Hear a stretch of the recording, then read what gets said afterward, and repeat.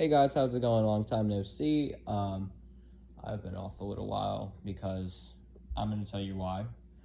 But I'm going to give you a good statement. Today is 12/13, so yeah. I'm going to give you a little rundown of what the frick happened this year in our football program. This is about the most abysmal season I have seen from this Duke program in years. Last time I saw them this bad was like 2005. I've never seen a team this horrible. Went 2-9, almost went 14th in the ACC for football, which technically now it's 15 because they added Notre Dame. Almost had the most turnovers in history for college football with 39. I think we had 38. We have about what the worst quarterback I've ever seen at Duke, which is freaking paid to win almost. So yeah, I'll give you a little rundown. Chase Bryce. He is about the worst quarterback that's came to Duke in the last 10 years. Started with Brandon Connett. He improved. He was one of the better quarterbacks at Duke. Then it went to Anthony Boone. Then it went to Thomas Sirk. Then it went to Daniel Jones. And now Chase Bryce is ruining this program. He is nothing but a toxicity. He has done nothing to this program to help us. He throws almost 5 interceptions or turnovers a game. He's about one of the worst Duke players I think I've ever seen. And I thought Quentin Harris and their team was bad. It's a Duke team with 2 wins. And they were both to teams who were horrible. UNC Charlotte, they blew out. And then Duke barely wins to Syracuse. We did 2 things that were wrong, but kind of good. Like I said, won almost the most turnovers in the year. And we knocked out 2 quarterbacks. Knocked out State's quarterback, and we knocked out Syracuse's quarterback, which that is not good. Okay, special teams. Nothing to say. Some of the best special teams I have seen in years. Pretty good kicking. We have good kickers, Charlie Ham and Porter Wilson. Pretty good. Punt return men aren't really decent, but they're kind of good. Damon Philyaw Johnson isn't amazing, but he's ran a few back for more than 40. And then Smith, he's been pretty solid as a return man as well. So yeah, that's pretty much going to wrap it up for that portion of the rundown of the kickers and the special teams. Now we're going to get on the defense. We whacked in the first 2 games. After Notre Dame, we were tired. Everyone could see it. It was sad. Y'all could have turned it around, but y'all just got beat fair and square. Beat on coverage, beat on the line of scrimmage. Y'all have gotten beaten on every single part of the field. Our cornerbacks are terrible. Just let so many people blow by. We haven't had so many picks and so many turnovers this whole year. We've only had I don't know, I'm going to say somewhere around 7 to 10 this whole year. And that's not good for a Duke program who averages somewhere around 10 to 15 a year. Our team's rebuilding, and it's getting a little better. So I'm not going to rule it out that our program is dying. It might be dying, but we can get some better recruits and some better coaching staff. Okay, clear that out of the way. Defense is decent, and it's not that they're not that good. They're getting beat on coverage. They're being thrown off on the field because offense is horrible. That's going on to my next point. The offense. Don't even get me started. Chase Bryce has corrupted that offense so much. We had so much talent that could have ran these teams out of their way. Mateo Durant, really good. One of the better running backs that we've had in the last 2 or 3 years. Deion Jackson, pretty good. Same thing. Chase Bryce corrupted the whole system. Eli Pankel did everything he could. Jared Garner, he's a disappointment. He has literally missed so many catches that have been so catchable, I guess. Noah Gray did everything he could. Pretty decent. Jake Marweedy came out of nowhere. There you go. Pretty good. Jake Bobo, thought he was going to be really good, but he's just been a complete kind of letdown since 2017 when he came to this program.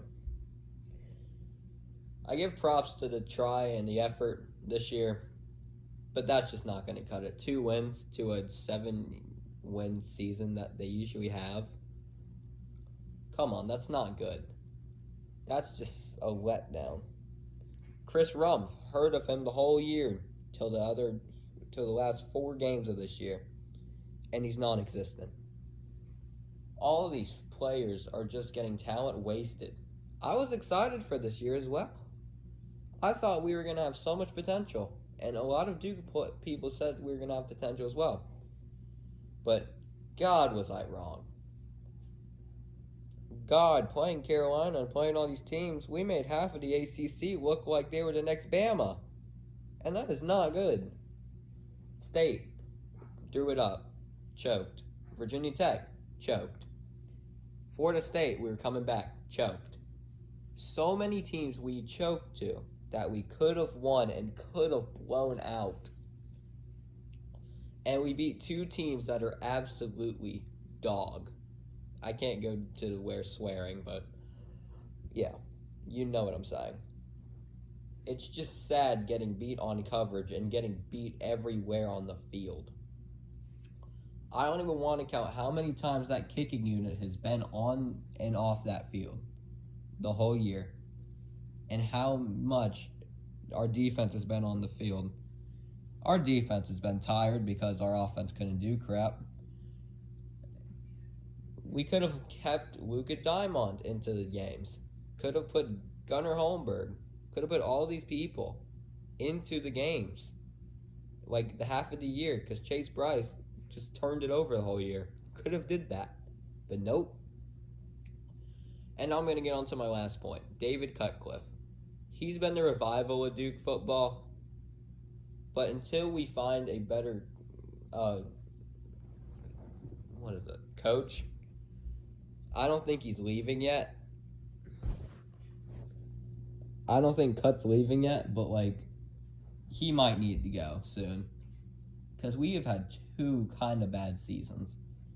5-7 last year, that wasn't horrible. We had a hard schedule that we couldn't really beat a lot of people in.